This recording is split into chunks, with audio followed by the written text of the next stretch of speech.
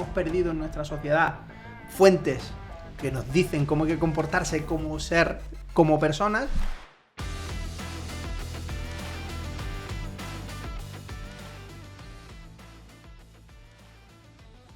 José Ruiz Pardo, experto en neuromarketing, CEO de Goli Neuromarketing, divulgador, investigador también del comportamiento del consumidor, escritor, autor, divulgador. Bienvenido al podcast Desafío Éxito. Bien hallado, un placer estar aquí con vosotros. José, ¿a qué te dedicas y por qué llegaste a ese camino profesional? Bueno, lo del camino profesional puede ser más largo. ¿A qué me dedico? Me dedico fundamentalmente a analizar a un animal que se llama ser humano cuando hace una conducta concreta, que es la de comprar.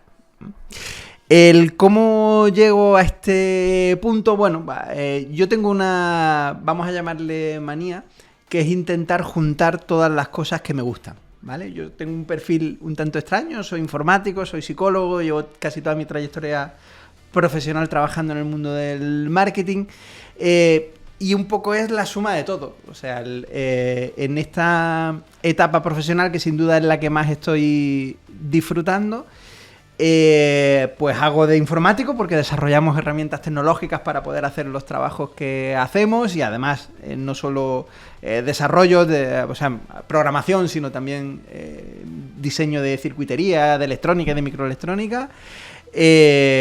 Analizamos comportamiento, que es al final el propósito y el fin de un psicólogo. Un psicólogo es el analista de la conducta humana, del comportamiento humano, y gracias a eso es capaz de ayudarte en determinadas situaciones. Y sigo trabajando en el mundo del marketing, igual que en toda mi trayectoria profesional, porque trabajamos para empresas, para marcas, para gente a la que necesita entender pues el comportamiento de las personas. El ser humano, somos seres complejos en el sentido de que nuestra conducta, nuestro comportamiento no es simple, no es sencillo.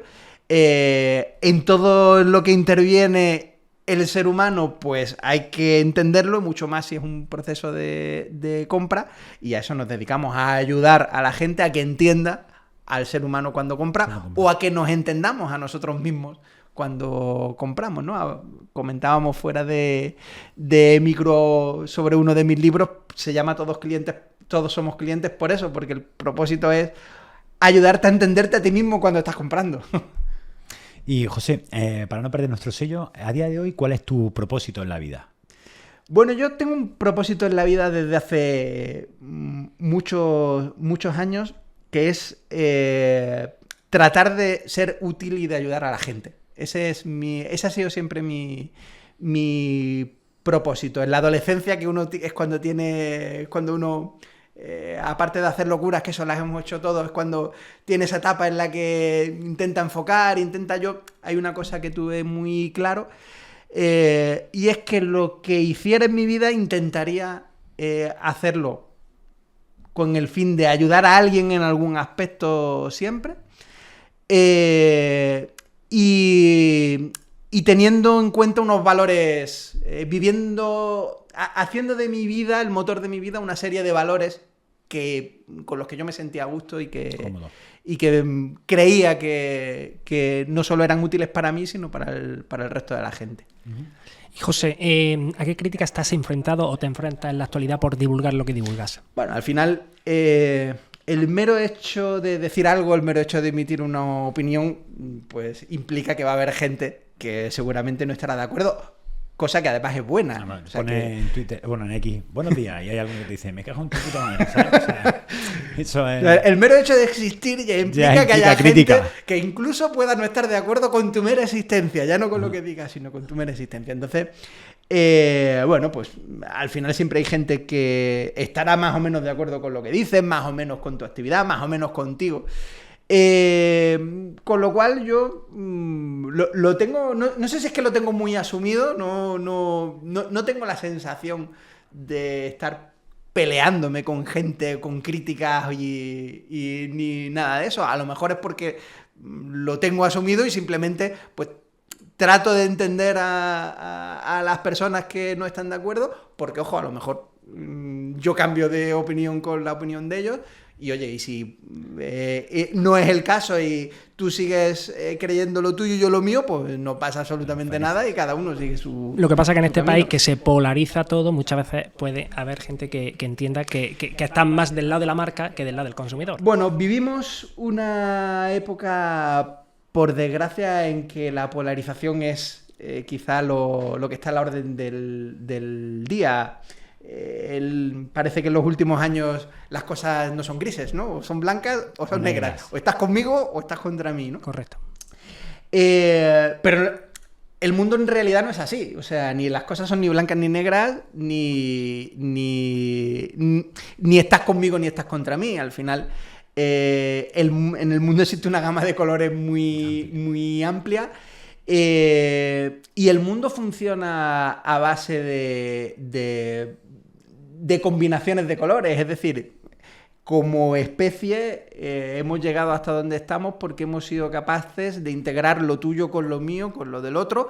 Mi trabajo básicamente consiste en integrar cosas de diferentes disciplinas que conocemos con diferentes perfiles profesionales y que trabajamos juntos, y al final todos trabajamos para construir cosas, ¿no? Entonces, aunque últimamente parezca que las cosas son blancas o negras, la realidad no es esa. Puede ser que en la manera de hablar, en la manera de expresarse, en la manera de lanzar mensajes parezcan que las cosas son blancas o negras, pero nada ni es blanco ni negro, sino que tiene una gama de grises muy amplia de por medio, con lo cual yo creo que la única manera de entendernos y de bajar un poco el nivel de decibelios que hay en el mundo es asumir que ni tú tienes la razón ni el de enfrente tampoco. Probablemente lleváis razón los dos y probablemente el camino que nos lleva a construir algo pues sea el que va precisamente entre las dos opiniones, ¿vale? Cogiendo cosas de uno y cogiendo cosas de otro. Vale, y para entrar en materia, ¿qué es el neuromarketing y cómo comenzaste en este campo? Bueno, el neuromarketing es una disciplina científica, tiene una base científica muy importante, cuyo propósito es medir cosas de manera objetiva que hasta la aparición de esta disciplina se podían medir de manera subjetiva pero no objetiva. Y te pongo un ejemplo. Si tú querías saber si te había gustado algo, ¿vale? Antes de la aparición de esta disciplina, la única manera que tenías de saberlo es preguntar. Oye, ¿te ha gustado? Sí. ¿Vale? ¿Cuánto te ha gustado? Esa pregunta ya es más complicada de responder, ¿vale? Pero bueno, vamos a ponerla en una escala, ¿no? De, oye, de 1 a 10, ¿cuánto te ha gustado? Pues me ha gustado un 6, ¿vale? Y ahora le pregunto a él, oye, ¿te ha gustado? Sí. Y de 1 a 10, ¿cuánto te ha gustado? Y tú dices también, un 6. ¿Y por qué tu 6 y el tuyo son el mismo? Si sois personas diferentes. Sí, probablemente sean opiniones totalmente diferentes. Claro, habéis llegado a la misma puntuación, pero basado en criterios distintos. Y eso hablando solo de si te ha gustado o no ha gustado, pero si en lugar de hacerte la pregunta ¿te ha gustado?, te digo ¿qué has sentido? ¿Cuánto te has emocionado? ¿Qué emoción has sentido? Y pónmela en una escala. Eso es todavía más complicado porque no sabemos hablar de lo que sentimos y no sabemos hablar de emociones. En nuestra cultura en general se le presta bastante poca atención a lo que sentimos, se le presta bastante poca atención a las emociones, que en realidad son las que rigen nuestras vidas, con lo cual, si encima tú tienes que definir lo que has sentido, ponerlo en una escala, esto se complica mucho más. ¿Qué ocurre? Que nuestro propósito, nuestros inicios, pues como os he contado en el mundo del marketing, nuestro propósito es trabajar con marcas para que entiendan los que están al otro lado, para que entiendan qué es lo que hacen y qué es lo que quieren los que compramos o los que compran. Claro, en ese entiendan implica que tienen que entender lo que sienten.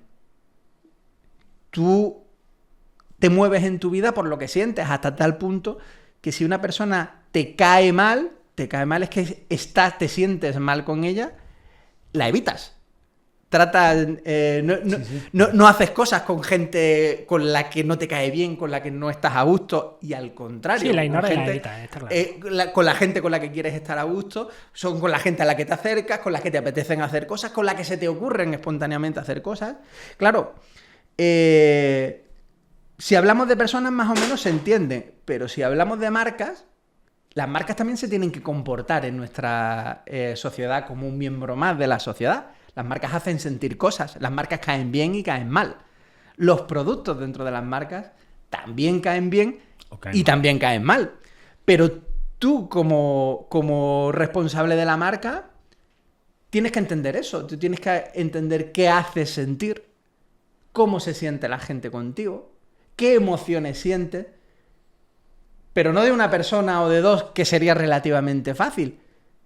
De cientos o miles de personas, dependiendo de lo grande que sea el mercado al que te diriges. Con lo cual, esto se complica, porque ya no son dos personas que le están poniendo un 6 a lo que le ha gustado una marca, Lo que le ha emocionado. sino que son cientos o miles de personas que le ponen un 6 y a lo mejor son cientos de miles de criterios distintos. Con lo cual, esa herramienta no es tan efectiva como a priori pudiera parecer. Es decir, necesitamos algo que nos ayude a medir la experiencia de la gente y que nos ayude a medirla de una manera objetiva, de tal manera que tengamos la garantía de que tu 6 y tu 6 es el mismo, o que si dice que sientes tal cosa, que de verdad sea esa y no otra. Bueno, pues ese es el propósito del neuromarketing, diseñar herramientas para poder medir esas cosas y que podamos poner encima de la mesa esos parámetros, esas mediciones para el propósito que sea.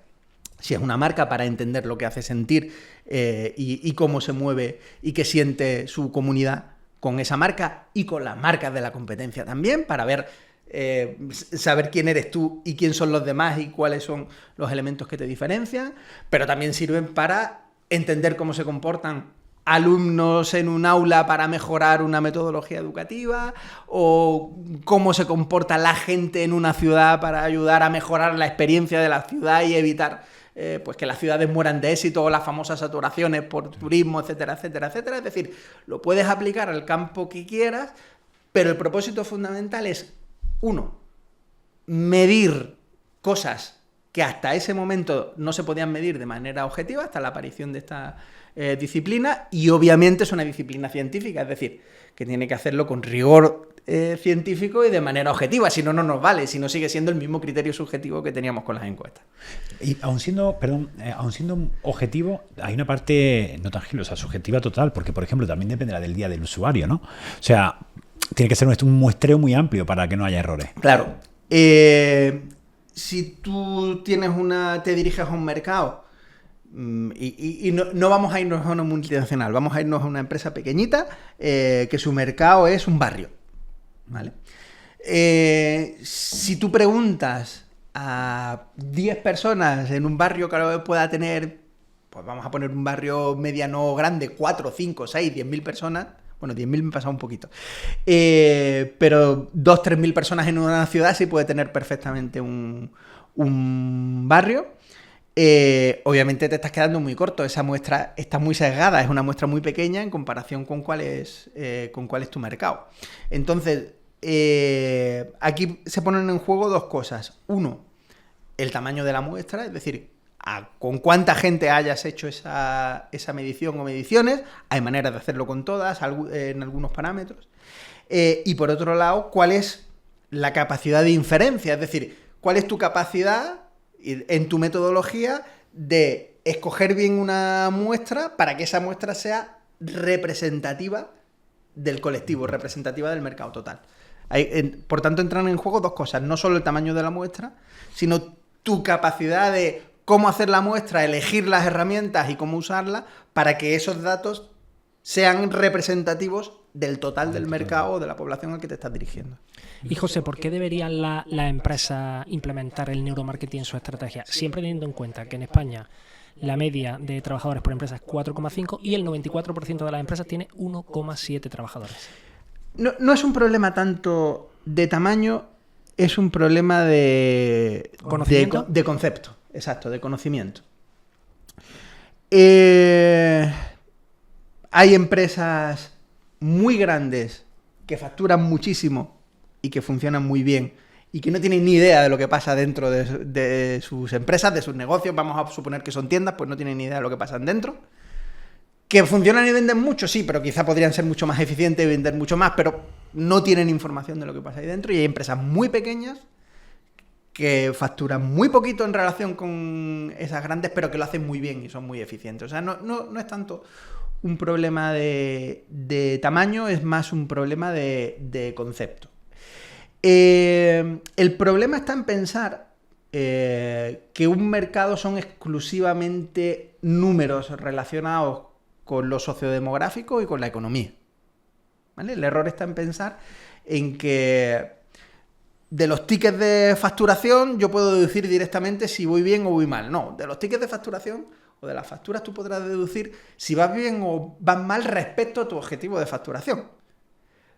Pero si vas bien o vas mal, lo conseguirás si eres capaz de esos datos deducir qué es lo que hace la gente contigo, por qué te compra la gente y, sobre todo y más importante, no por qué te compra, por qué te sigue comprando. Es mucho más caro captar un cliente que venderle muchas veces a alguien que ya confía en ti y a alguien que... ¿Y no será también súper importante saber por qué deja de comprarte? Evidentemente. O por qué una vez que lo Pero te deja de comprar claro, el momento importante. Una cosa lleva implícita a la otra. Es decir, si tú entiendes por qué te compran, eres capaz de entender también por qué el que no te compra no lo hace o por qué alguien te deja de comprar. Sí, ¿vale? lógicamente. Además, la importancia del dato, lo tenemos claro que hoy en día, bueno, cada día más hay muchísima información y manejar esos datos es fundamental.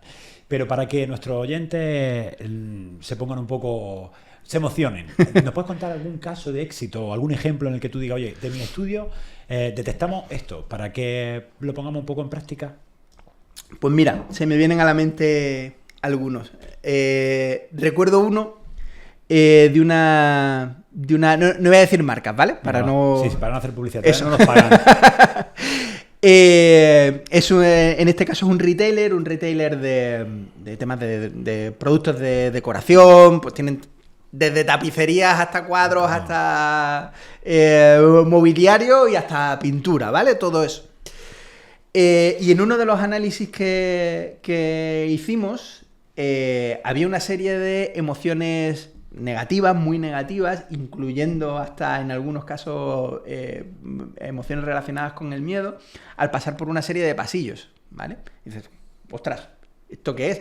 Y estamos hablando de una tienda que funciona o funcionaba muy bien. Perdón que te interrumpa, pero eso no lo saques con una pantallita con carita verde, no. roja, no. O sea, esto se hace con una plataforma de inteligencia artificial, ¿vale? Que se instala, es un motor de inteligencia artificial que se instala con una serie de sensórica en las tiendas, que lo que hace es convertir la imagen a dato alfanumérico y completamente anónimo. Es decir, no podemos saber en ningún momento si las personas que han pasado por la tienda se llaman Pepe, se llaman Juan.